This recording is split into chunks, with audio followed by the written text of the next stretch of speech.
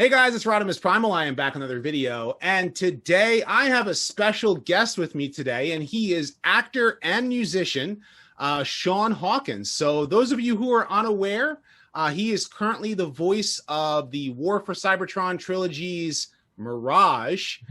So how's it going, Shawn? It's good, man. Thank you so much for having me on. I'm excited to chat with you.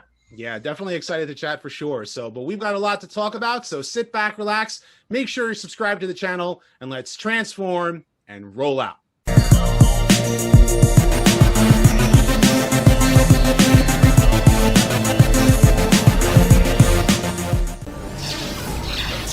this the reason I'm here on this mission?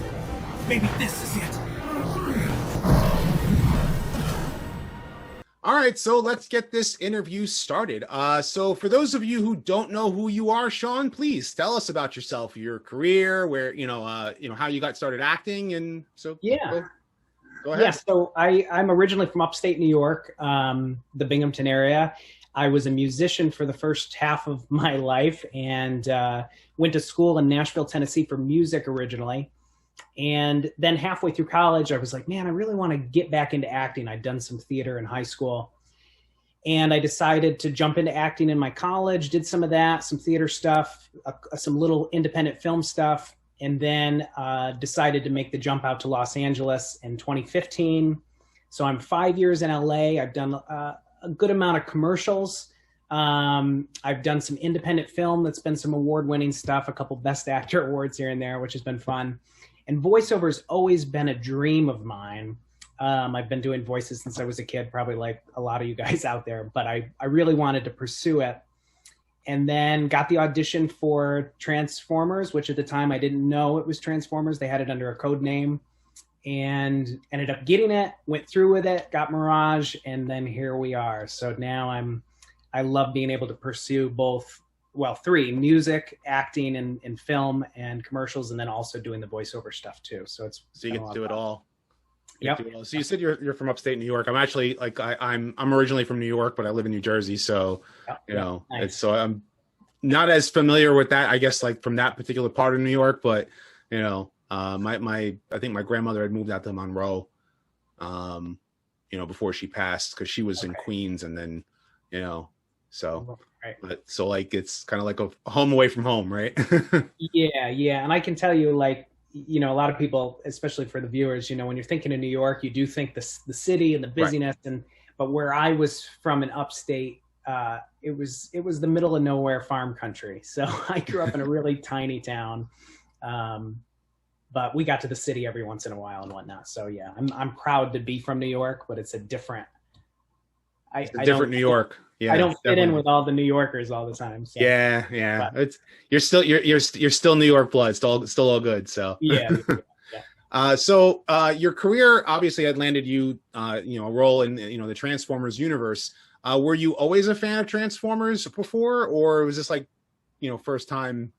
It's a mix of both. I was always a fan. I'd seen some G1, a couple of the series in between. Obviously, I jumped into Michael Bay because that was my age, kind of where I started going to the theater and seeing that stuff.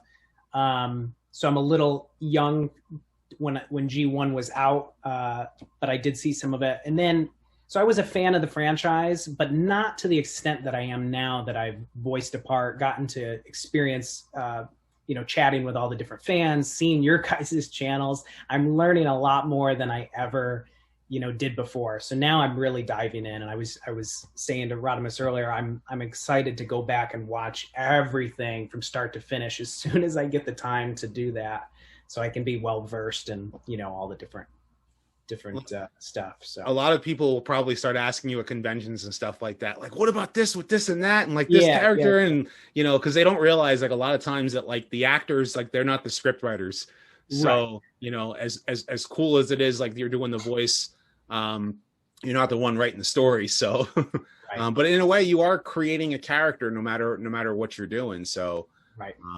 But you're still a part of. You're now part of the universe. So yeah, and it was I was very, very happy to be a part of now the official Transformers canon. I'm very proud of that, and also like I said, half of the fun is connecting with the community. I think that's what you guys have is really, really special compared to a lot of other franchises and stuff. So I'm very happy to be a part of that. It's really cool. Cool. Very cool. Yeah. So when you auditioned, were you specifically auditioning for Mirage, or did you audition for someone else? So my first audition, they like I said, they had a code name, character code name. So I didn't know, but I'm pretty sure my first audition was for Bumblebee, actually. And then I went to into the studio to do another read for Bumblebee. At that point, they had told me, okay, this is Transformers. It's a new animated show for Netflix. You're going to be auditioning for Bumblebee. So I did a couple reads for that. And then after some time passed, with my fingers crossed, they ended up putting me with Mirage. And, you know, at first I was like, oh man, I really would have loved to have Bumblebee, but Mirage really grew on me. I love the history of Mirage, and then also just getting to bring a different spin to him as far as youthfulness, I think, which is new for Mirage.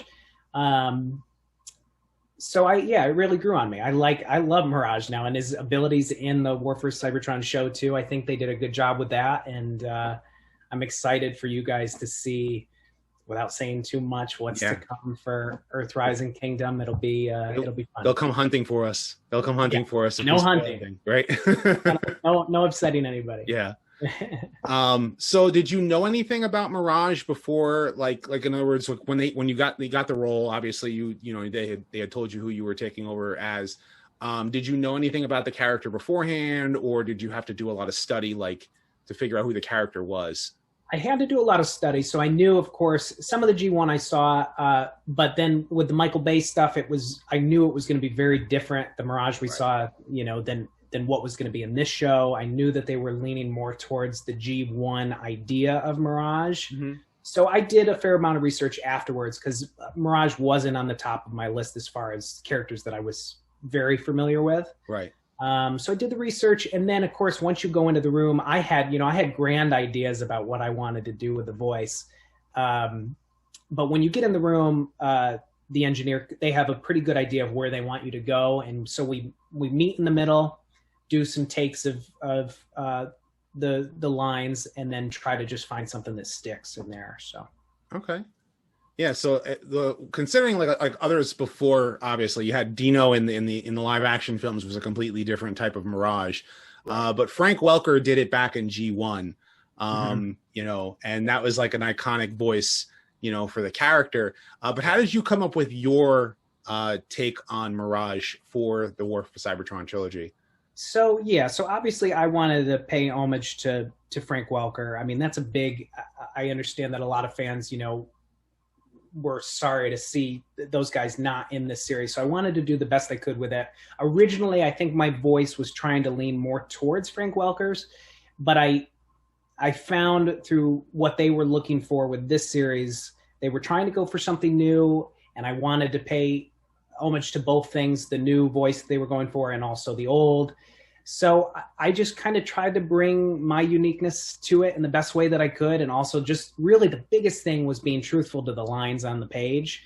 As long as I could bring as much naturalness and truth to the lines, I knew that we would probably be in the best shape that we could be. So that was my big attempt. Did, the recording sessions themselves, were they like, were you just like basically recording like yourself and the voice director, or was it like, did you have an ensemble? Did you have the entire like voice cast there? Yeah.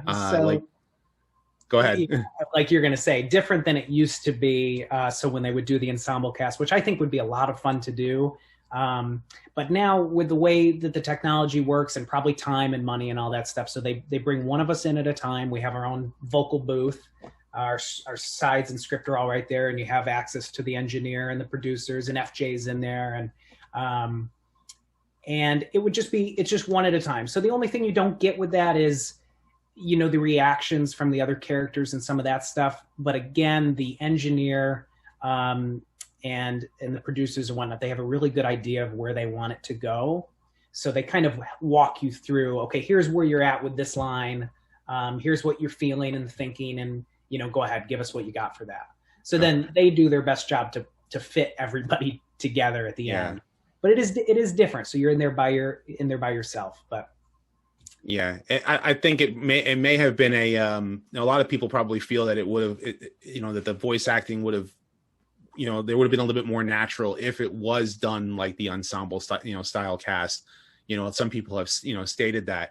But I do think that your character in particular, he stood out. That was one of the cool things about Mirage. In fact, his abilities were based more on his tech spec.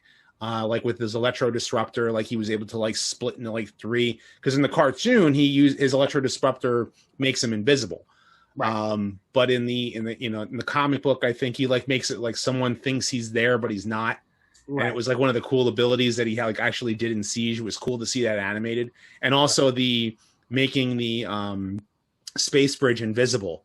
Yeah, that was just like really really cool to see that at the end.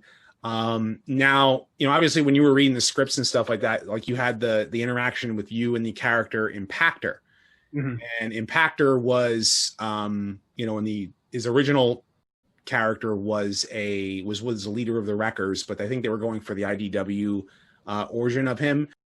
Mm-hmm. So obviously the two of you went head to head. Do you want to talk about how like you felt like with the interactions between Mirage and Impactor, how that played out? Or yeah, so again, that would have been fun to do in the room with both actors, but I like the way they did it. I think the one thing that I always kept in mind for Mirage is that he's played both sides of the field.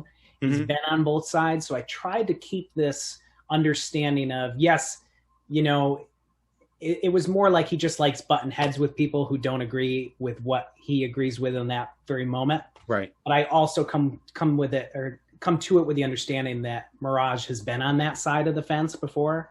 So it was kind of like walking that tightrope a little bit. But yeah. I liked the banter back and forth. I thought that was fun. And Mirage kind of always thinks that he, knows what's up. And sometimes he does know what's going on. So I like where he stands. Yeah, I liked where it went. Like I actually really dug the interaction between the two of them, because to my understanding, the character of Mirage, at least my understanding of the character, is that he was like, he's from money. So yeah. he's like from high society.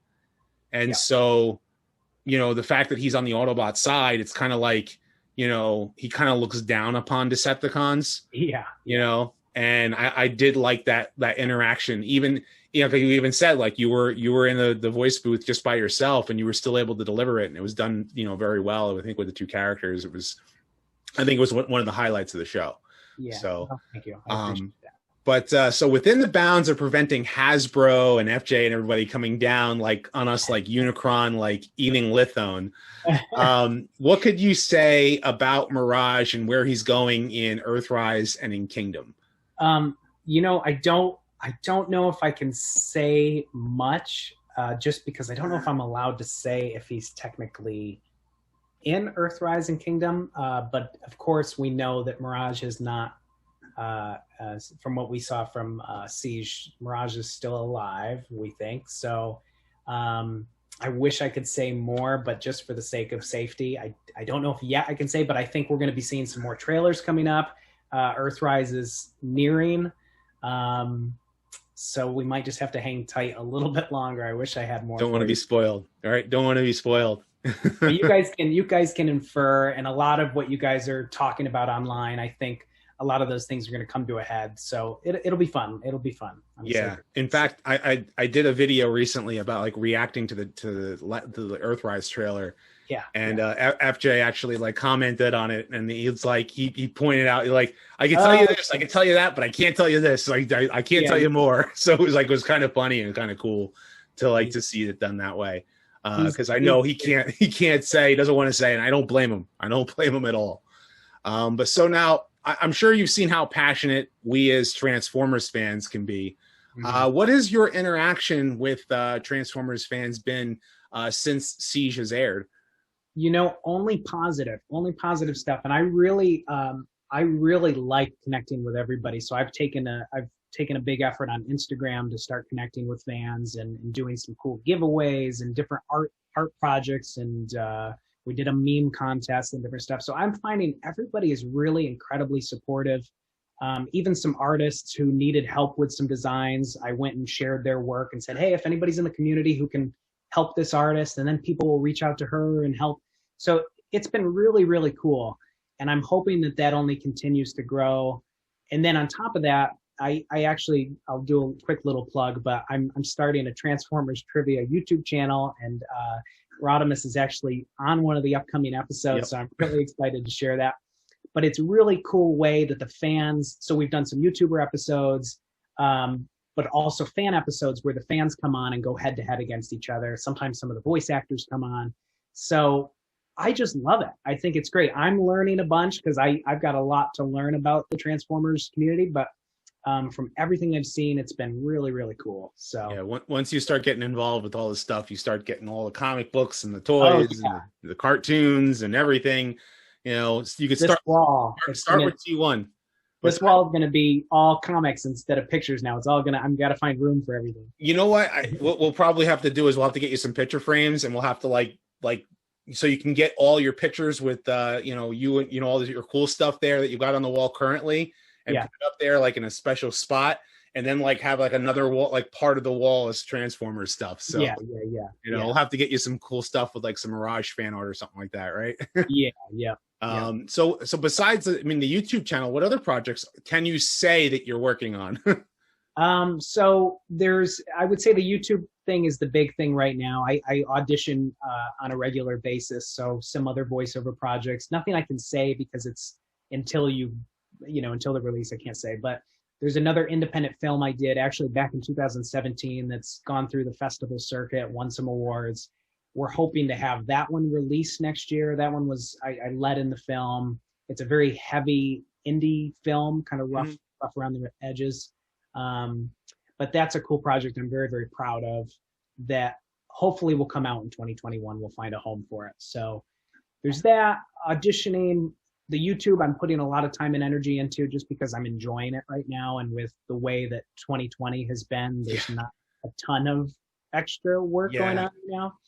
Even I was saying to Rodimus, my girlfriend is a stunt actress and she's been in Santa Fe working, but someone will end up testing positive every other day and they have to shut the production down. And then, so right now, I don't think they've figured out how to do everything perfectly. You know? Yeah, it's kind of tough to bounce around like all that kind of stuff. Like we're trying to like, you know, what's the word I'm looking for? Like balance, you know, keeping everybody safe, and then everybody still needs to work, and still, you know, the economy still needs to run. You know, we need our bills to pay and stuff. So I'm sure it's tough. Yeah. You know? So that's probably it. The other thing, I know there's a couple other Transformers projects down the pipe, and boy, if I can get my hands on them, I would love to be a part of them in one way or another. So. Well, as I said, your part as Mirage, it was definitely enjoyable. So I'm sure that if you know, enough of us can clamor on for you to stay with it, you know, we can get you on another Transformers project, I'm sure, or at least it'll have fan support, right? You know, you'll have fans supporting you somehow, some way, even if it's just a little bit. Yeah, no, thank you for the kind words too. I appreciate your guys' support, and if I can just keep bringing some naturalness to it and fun to it, then I'll keep doing it. So there we go. So you say you're doing a giveaway, giving away, I guess, what is a signed Siege Mirage? Yeah, I wanted to do something special for you guys, and also a way to celebrate Rodimus's channel as well. So what I was going to do for you guys watching at home, I have a signed Mirage Siege figurine that I'd love to give away, as well as a $100 cash giveaway. But the rules that apply are just 4 rules. So you have to subscribe to RodimusPrimal if you haven't already. Subscribe to Transformers Trivia, which maybe Rodimus will put a link below. I'll put the link in the description. Follow Shawn_Hawkins on Instagram. And the way that I'll know that you're a part of this giveaway is just to DM me and say RodimusPrimal.